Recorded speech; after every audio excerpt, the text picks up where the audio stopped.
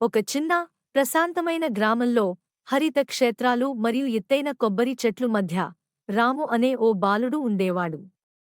అతను ఎప్పుడూ ఆడుకోవడంలో మునిగిపోయి ఉండేవాడు. కాని చదువుకోవడంలో మాత్రం ఆసక్తి ఉండేది కాదు. ప్రతిరోజూ రాము తండ్రి అతనితో చెబుతూ ఉండేవాడు, కష్టపడి చదివితేనే మంచి భవిష్యత్తు ఉంటుంది. కాని రాము నవ్వి తన మిత్రులతో ఆడుకోవడానికి వెళ్ళిపోయేవాడు.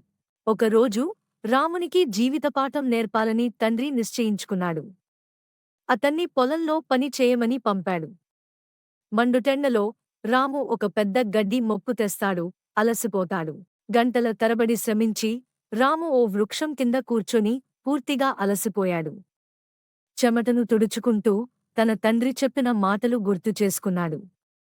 అప్పుడే అతనికి కష్టపడే విలువ అర్థమైంది.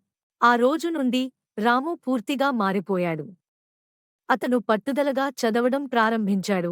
అర్ధరాత్రి వరకు పుస్తకాలు చదివేవాడు. ఎప్పుడూ కొత్త విషయాలను తెలుసుకోవాలని కృషి చేసేవాడు. సంవత్సరాల కష్టం ఫలించింది. రాము ఇప్పుడు విజయవంతమైన ఇంజనీర్ అయ్యాడు.